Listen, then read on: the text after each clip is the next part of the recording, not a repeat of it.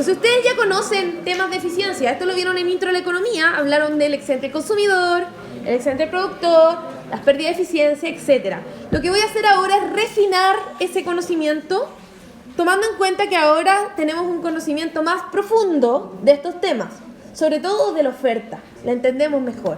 Y la demanda también. Ahora entendemos bien qué significa esa disposición a pagar y de qué dependía. Entonces voy a hablar muy rápido de que recordemos el concepto de eficiencia. Voy a hablar del excedente productor en el corto y en el largo plazo y luego vamos a comparar el excedente versus el beneficio. Creo que no está en el mismo orden acá. Entonces, la eficiencia, si se acuerdan, una de las características más atractivas del mercado competitivo era que son eficientes en la asignación de recursos. ¿Qué significaba ser eficiente en la asignación de recursos? Que todas las posibilidades de intercambios beneficiosas han sido agotadas, ya no hay posibilidades adicionales de que ganemos más excedente cambiando la asignación de recursos. Es decir, si yo cambio Q, baja el excedente total. Esa es como la versión como matemática de esto, algorítmica de eso. Es decir, voy a estar en eficiencia cuando esté en la cantidad que maximiza el excedente total de la sociedad. Como les decía, esto significa que no es posible cambiar la asignación de recursos y mejorar el excedente de los participantes. El criterio de eficiencia ocupado, yo ya me acabo de dar cuenta que borré ahí, que se llama, es el criterio de Pareto. La eficiencia de Pareto, no sé si hablaron de eso en Intro a la Economía. ¿Han escuchado la regla de Pareto? A Pareto se le ocurrieron muchas cosas inteligentes. Eficiencia de Pareto dice que estamos en un punto eficiente cuando, si yo cambio la asignación de recursos, empeoro a alguien. Otra forma de decirlo es que no es posible mejorar la situación de alguien sin empeorar a otro. Eso va a ser eficiente. Y voy a estar en una situación ineficiente cuando es posible mejorar a alguien sin empeorar a otro. ¿Se entiende? Y para medir eficiencia vamos a usar el concepto de excedente, que es lo que ustedes ya vieron en Intro.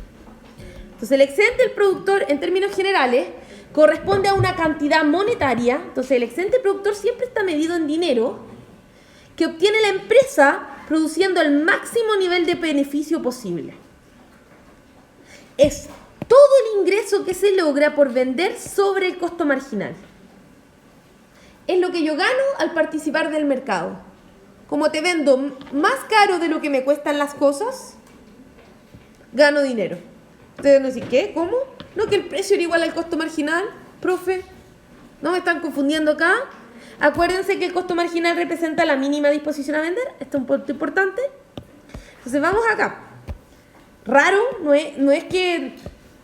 No se suponía que yo igualaba precio al costo marginal. No lo he repetido como 1000 veces, ¿cierto? Costo marginal, precio, ¿verdad? Entonces... Sí, yo igual el precio igual al costo marginal, pero solo para la última unidad, chiquillos. Acuérdense que ese es mi punto de stop. Significa que para la primera, a lo mejor acá produzco 100. Y la primera unidad gano mucho excedente. Porque tengo una diferencia entre el precio y el costo marginal. La otra unidad gano porque tengo otra diferencia y así sucesivamente. Y por eso no produzco esta unidad, porque ahí me sale más caro de lo que me entra. Entonces, en el equilibrio de mercado, yo vendo todo al mismo precio, pero no todo me cuesta lo mismo. ¿Lo ven? Ahí está el excedente del productor. Este es el excedente productor. Por eso uno calculaba ese triangulito, y es la diferencia entre la mínima disposición a vender, que me lo da mi costo marginal, y el precio que efectivamente vendo las cosas. Esta es la versión. Si yo la calculara, podría calcularla como una integral, ¿cierto? De 0 hasta Q estrella del costo marginal, del precio menos el costo marginal en de Q, si lo tuviera que calcular como integral. Ustedes me dicen, no, profe, pero acuérdense que no necesariamente el costo marginal es una línea, como en Intro a la Economía, que eran puras rectas. Entonces, por eso se lo estoy poniendo así. Hay otra forma más fácil de calcularlo que sin integral lo vamos a ver al tiro. Entonces, excedente y beneficio. El excedente productor, como les decía, es la diferencia entre la mínima disposición a vender y el precio para todas las unidades que yo produzco. Y el beneficio es la diferencia entre el ingreso total y el costo total. Entonces, fíjense que si bien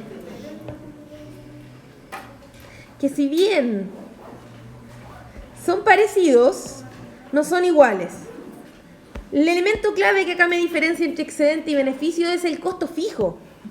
El costo fijo, en el excedente yo me lo llevo, si se lo lleva el productor. R por K se lo lleva el productor. En cambio, el beneficio no lo cuenta.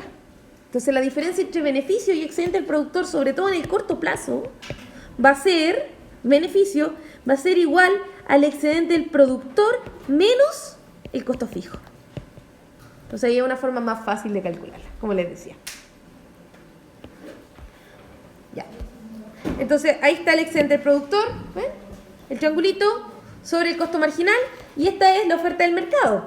De nuevo, yo puedo calcularlo en la empresa y en el mercado, y esta es la oferta del mercado que me suma todos los costos marginales de todas las empresas. ¿Y dónde estaría mi excedente del consumidor? Acá arriba, ¿verdad? Ahí está el excedente del consumidor. Hablamos del corto plazo muy rápido. En el corto plazo, el excedente corresponde a los rendimientos que los propietarios de la empresa reciben sobre lo que obtendrían si la producción fuera nula. Esa es como otra forma de ver esto. Lo que gano gracias a que participo del mercado. Si no participara del mercado, produciría cero. Entonces, por eso es lo que yo me llevo sobre eso. Corresponde a la suma entre los beneficios netos de corto plazo y los costos fijos, que era lo que yo les decía. Gráficamente lo podemos diferenciar entre como la diferencia entre la mínima disposición a vender, que me la va a dar la oferta o mi costo marginal, y el precio que efectivamente me pagan los consumidores, aprovechando de que no vendo todo al mismo costo. Solo en la última unidad tengo excedente cero, pero en todo el resto siempre estoy ganando por sobre el costo marginal. Entonces, matemáticamente lo podemos calcular así. Así llegamos a lo que yo les decía, esa igualdad. Lo que hago es comparar el beneficio de producir versus el beneficio de no producir. ¿Ven? ¿Cuánto beneficio me llevo cuando produzco? Bueno, sería ingreso total menos el costo total. Y esto de acá está fijo, pues. Este es mi costo fijo. ¿No ven? Y cuando produzco cero, ¿qué recibo? Bueno, acá tengo cero. Y si bien tengo costo variable, este podría ser cero.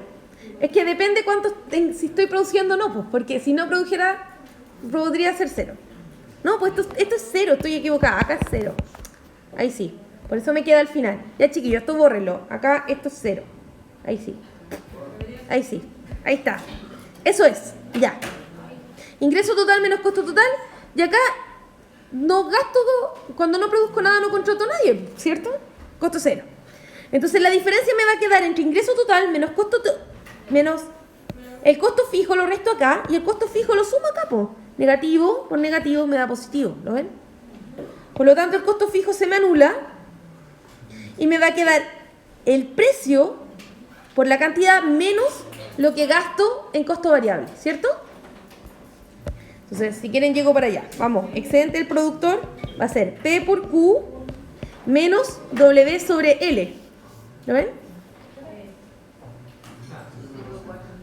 Y yo sé que el beneficio, miren, el beneficio es P por Q menos costo fijo menos W sobre L. Entonces, si yo quisiera sacar la diferencia entre el excedente del productor y los beneficios, o al revés, mejor para que nos quede positivo todo, ¿cierto? Ah, no, está bien, porque los beneficios son más chicos. Está bien. Me va a quedar, bueno, P por Q, chao. W sobre L me queda chao. Entonces, el excedente productor menos el beneficio me va a dar igual a menos el costo fijo, es decir, el costo fijo. ¿Eh? Es como la otra forma de verlo. Entonces, por eso les decía que el excedente productor uno lo puede calcular de dos formas.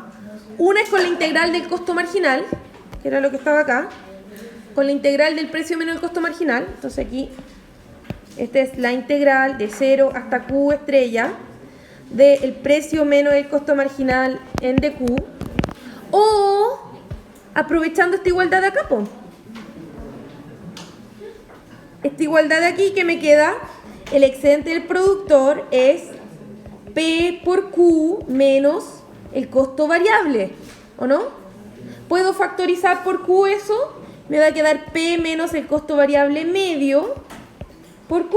Entonces también lo puedo calcular como un rectángulo y no íntegro, con el costo variable medio. Esa es como otra forma de calcularlo.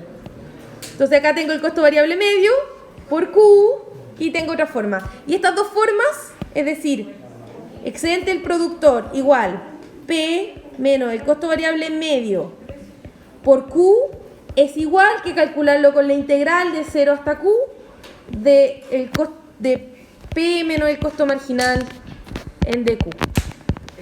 Es lo mismo, por eso están al lado. Y estas dos áreas son iguales.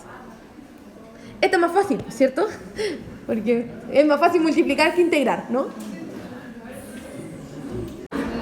Largo plazo, muy corto. Uy, este es corto. ¿Dónde dejé largo? Acá está. Largo plazo. Dado que en el largo plazo todo el beneficio es nulo, fíjense, como en el largo plazo dijimos que los beneficios son nulos en una industria de costos constantes y no hay costos fijos, po, el excedente es cero, ¿o no? Si el beneficio es cero y el costo fijo es cero, entonces, ¿no hay excedente? No, no es tan así. Uno tendría que tener esa idea, ¿no? Entonces el excedente de corto plazo sí desaparece, no hay excedente de corto plazo en el largo plazo.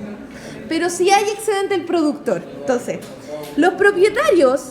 para los propietarios no va a haber diferencia entre estar en un mercado concreto, porque siempre van a obtener la misma plata en cualquier mercado. ¿Y qué se van a llevar? R por K. Lo que ocurre es que ese R por K va a estar variable. Pero en todos los mercados gano lo mismo. Porque si puedo entrar y salir de los mercados, me muevo a los mercados donde pagan más y agoto ese beneficio. Y lo agoto allá, lo agoto acá y al final se termina igualando entre todos los mercados. Esa es un poco la idea. Y además no da lo mismo para la empresa producir que no producir. Porque los dueños de los factores se llevan RK y los dueños aquí dice, dueños del trabajo se llevan W por L. Entonces no da lo mismo producir que no producir. Entonces, si vamos a la primera definición de excedente del productor, que es la diferencia entre producir contra no producir, sí hay excedente del productor. Solo que hay que pensarlo un poco distinto.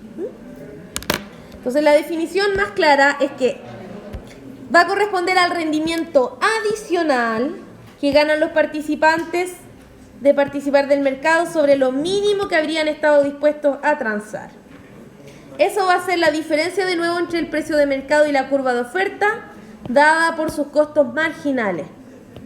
Entonces, en nuestro gráfico, si yo tengo costos marginales constantes, en el largo plazo, en realidad debería tener beneficio cero de largo plazo también y excedente cero de largo plazo. Entonces eso es como raro, porque ¿por qué una empresa estaría? Yo entiendo que una empresa esté en el mercado con beneficio cero, pero ¿por qué estaría con excedente cero? Porque en realidad nos falta meterle un poquito. En una industria de costos crecientes no tenemos este problema. Si la industria tiene costos crecientes, el excedente de corto plazo se calcula igual que el excedente de largo plazo. No les va a dar otro número, pero se calcula igual porque los dos tengo pendientes. Entonces los dos puedo sacar el triangulito. El problema es con la industria de costos constantes. La industria de costos constantes tiene una oferta de largo plazo infinitamente elástica. Entonces cuando calculan uno el área sí les va a dar cero. Sí, ese es como el problema, ¿no? Con costos constantes sí me va a dar cero, porque me va a dar igual el precio. Si quieren la dibujo acá. Oferta de largo plazo. Oferta de corto plazo. Y demanda. Entonces yo tendría excedente de corto plazo en ese mercado. ¿Lo ven? Excedente de corto plazo. Porque es sobre la oferta de corto plazo. Pero si yo lo quisiera calcular con la oferta de largo plazo, como que no hay nada. ¿Lo ven? No hay área. No hay área sobre el precio porque la oferta de largo plazo es igual al precio. Entonces acá es donde aparece un concepto que es complementario, que se llama la renta ricardiana.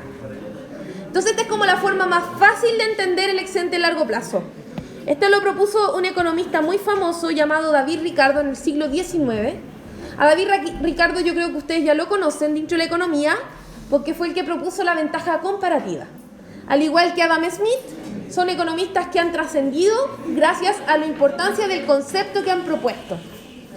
Entonces, esto es lo que dice la renta ricardiana a la historia. Ricardo decía, imagínense que tenemos la tierra y queremos cultivarla. No toda la tierra es igual. Hay tierra que es más fértil y hay tierra que es más rocosa. Entonces, si yo empiezo y los precios son bajos, obviamente voy a partir cultivando la tierra más fértil. Pero si los precios empiezan a subir, voy a decir, oye, debería producir más, me voy a ir moviendo a la tierra menos fértil.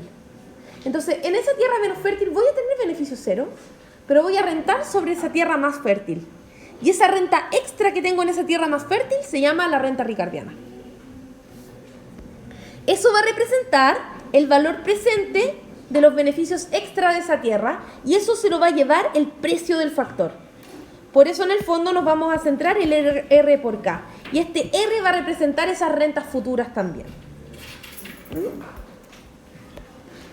Entonces, como siempre que yo tenga un factor productivo que sea escaso y por lo tanto el factor tenga pendiente positiva, yo puedo pensar que a pesar que en mi gráfico tenga un excedente cero, es porque es el de última unidad que estoy produciendo del último factor. Pero por mis factores más productivos sí estoy ganando dinero. Una renta sobre eso por mi factor más productivo. Yo sé que esto lo alcancé a ver muy corto.